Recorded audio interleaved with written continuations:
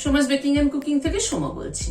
আজ আপনাদের সাথে শেয়ার করছি একটা হেলদি ব্রেকফাস্ট বলুন বা সন্ধ্যাবেলা একটু টুকটাক খাওয়ার মতো এরকমই একটা রেসিপি চালের গুঁড়ো দিয়ে। তাহলে চলুন দেখি কি কি দিলাম এর মধ্যে। গ্যাসে একটা প্যান বসালাম, প্রথমে একটা পুর তৈরি করে নিচ্ছি। হোয়াইট অয়েল দিলাম, তেলটা একটু চারধারে লাগিয়ে নিচ্ছি। তেলটা গরম হওয়ার পরে এখানে একটা পেঁয়াজ কুচিয়ে নিয়েছি, সেটা দিয়ে দিলাম। একটা ছোট পেঁয়াজ কুচিয়ে নিয়েছি। পেঁয়াজটাকে আগে একটু হালকা সতে করে নিচ্ছি।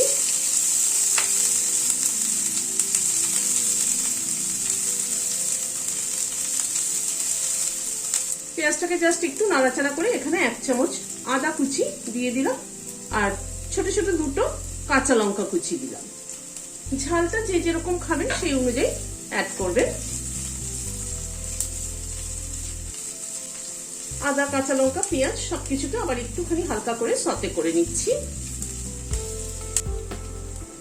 এখানে ক্যাপসিকাম, একটা ক্যাপসিকামের অর্ধেকটা কুচিয়ে নিয়েছি ছোট ছোট করে, সেটা দিয়ে দিলাম। ক্যাপসিকামটাও একটুখানি এর সাথে নাড়াচাড়া করে নিচ্ছি।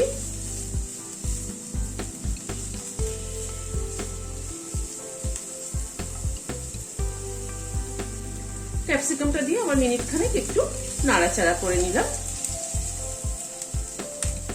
এখানে কড়াইশুঁটি, এটা ফ্রোজেন কড়াইশুঁটি, গরম জলে ভিজিয়ে এটাকে একটু স্ম্যাশ করে নিয়েছি, সেটা দিয়ে দিলাম। কড়াইশুঁটিটাকে দিয়েও আবার একটু নাড়াচাড়া করে নিচ্ছি।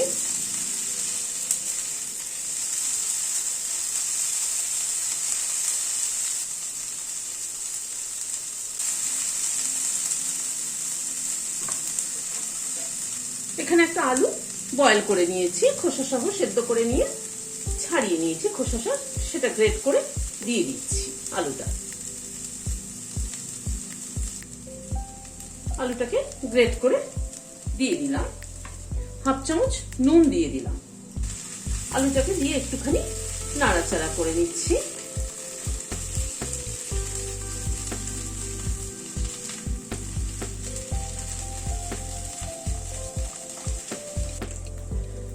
আলুটাকে দিয়ে মিনিট 2-3 একটুখানি নাড়াচাড়া করে নিলাম, গ্যাসের ফ্লেমটাকে কমিয়ে। এই পুরটা কিন্তু এই কষানোর উপরে অনেকটা নির্ভর করে। পুরটা যত ভালো করে কষাবেন, মানে ভাজা ভাজা মতো করবেন, তত কিন্তু এটা পুরটা টেস্ট ভালো হবে। আর যে কোনো জিনিসের স্টাফিংটা, মানে পুর ভরা যে সমস্ত জিনিসগুলো হয়, স্টাফিংটা যদি একটু চটপটে ভালো না হয় তাহলে কিন্তু খেতে ভালো লাগে না। খানিকটা চিনেবাদাম রোস্ট করে নিয়ে হাফ ক্রাশ করে নিয়েছি, সেটা দিয়ে দিলাম। খানিকটা কিশমিশ ছোট ছোট করে কেটে নিয়েছি, সেটা দিয়ে দিলাম। আমচুর পাউডার দিলাম 1/2 চামচ। চাট মশলা দিলাম 1/2 চামচ। চিনি দিলাম 1/2 চামচ। সব দিয়ে একটু মিশিয়ে নিচ্ছি।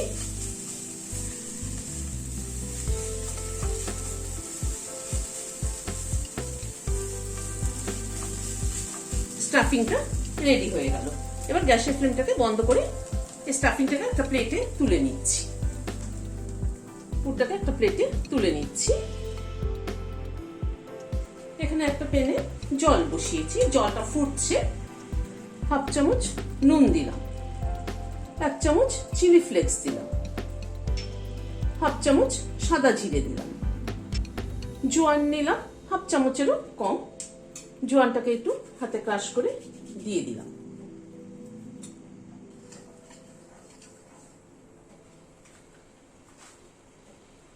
গ্যাসের ফ্লেমটাকে কমিয়ে দিলাম। এখানে চালের গুঁড়ো নিয়েছি 100 গ্রাম, চালের গুঁড়োটা দিয়ে দিলাম। চালের গুঁড়োটা দিয়ে গ্যাসের ফ্লেমটাকে বন্ধ করে দিলাম। দিয়ে চালের গুঁড়োটা গরম জলের সাথে মিশিয়ে একটা কাই তৈরি করে নিচ্ছি।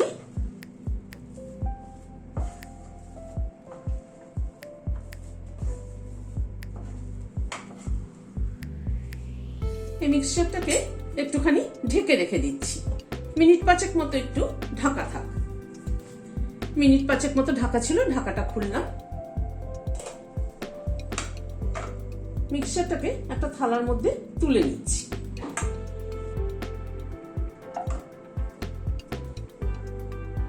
মিক্সচারটা একটু ঠান্ডা হওয়ার পরে একটু ঘি মেশাচ্ছি, এখানে হাফ চামচ মতো ঘি মেশালাম, নিয়ে ভালো করে মেখে নিচ্ছি। যেরকম করে আটা মাখা হয় সেরকম করে মেখে নিচ্ছি। আগে একটু মেখে দেখে নিই, যদি মনে হয় তাহলে একটু চালের গুঁড়ো মেশাচ্ছি। মনে হচ্ছে একটু চালের গুঁড়ো মেশাতে হবে। অল্প একটু চালের গুঁড়ো ছড়িয়ে দিলাম।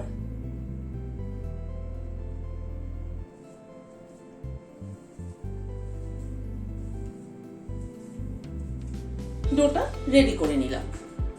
হাতে একটু ঘি মাখিয়ে নিচ্ছি, তাতে গড়তে সুবিধা হবে। এখান থেকে ডোটার থেকে খানিকটা তুলে নিলাম। এবার একটা বলের মতো আগে তৈরি করে নিচ্ছি।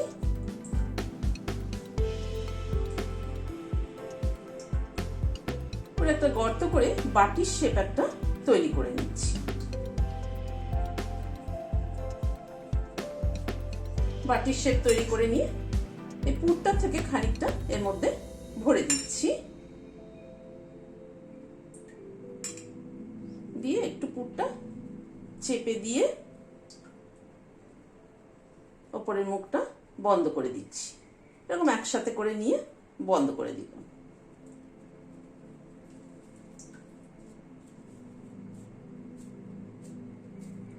এরকম গোল গোল শেপ করে তৈরি করে নিচ্ছি। কেউ চাইলে কিন্তু পুলিশ শেপও তৈরি করতে পারে বা লম্বা চমচমের শেপও তৈরি করতে পারেন। শেপটা যার যার নিজের উপরে তৈরি করে নেবেন। এভাবে আমি তৈরি করে নিচ্ছি। সবগুলোকে তৈরি করে নিলাম। কড়াইতে জল গরম হচ্ছে, একটা স্টিমার বাস্কেট বসিয়ে দিলাম। তার উপরে এগুলোকে দিয়ে দিচ্ছি স্টিম করার জন্য। এবার ঢেকে দিচ্ছি। মিনিট 5-7 মতো এগুলো স্টিম হলো। এবার ঢাকনাটা খুলে নিলাম, গ্যাসের ফ্লেমটাকে বন্ধ করে দিলাম। দিয়ে এটা একটু ঠান্ডা হওয়া অবধি অপেক্ষা করব। এই স্টিমার বাস্কেটটাকে নামিয়ে রাখছি। গ্যাসে একটা প্যান বসালাম, অল্প একটু ঘি দিচ্ছি। কেউ চাইলে এটা সাদা তেলও কিন্তু করতে পারেন। আমি ঘি দিয়ে করছি, ফ্লেভারটা দারুণ সুন্দর হয়। 1 চামচ সর্ষে ফোড়নে দিলাম, খানিকটা কারি পাতা দিয়ে দিলাম, 2টো কাঁচা লঙ্কা মাঝখান থেকে চিড়ে দিয়ে দিলাম। ফোড়নটাকে একটুখানি ক্র্যাক করিয়ে নিচ্ছি।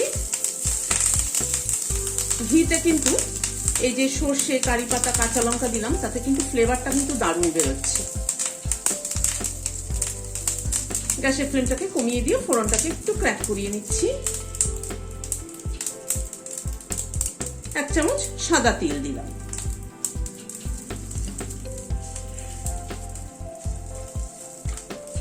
ফোড়নটাকে একটু নাড়াচাড়া করে নিলাম।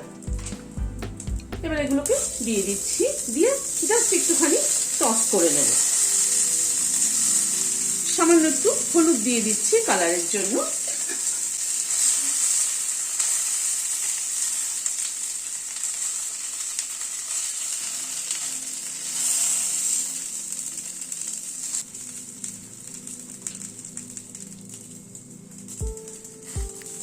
জাস্ট একটু মিনিট 2 মতো একটুখানি গ্যাসের ফ্লেমটাকে একটু কমিয়ে রেখে এগুলোকে একটু টস করে নিলাম। এই ফোড়নের ফ্লেভারটা এর মধ্যে অ্যাবজর্ব হওয়ার জন্য একটুখানি এটাকে টস করে নিলাম, তাহলে খেতে বেশি ভালো লাগবে। এবার গ্যাসের ফ্লেমটাকে বন্ধ করে দিয়ে এগুলোকে একটা প্লেটে তুলে নিচ্ছি। রেসিপিটি আপনাদের কেমন লাগলো আমাকে কমেন্ট বক্সে জানাবেন। ভালো লাগলে একটা লাইক এবং সাবস্ক্রাইব করার অনুরোধ রইল। আর পাশের যে বেল সিম্বলটা আছে সেটা কিন্তু অবশ্যই প্রেস করবেন, যাতে আমার পরবর্তী ভিডিওর নোটিফিকেশন আপনাদের কাছে আগে পৌঁছে যায়। আজ তাহলে এখানে শেষ করছি। নমস্কার।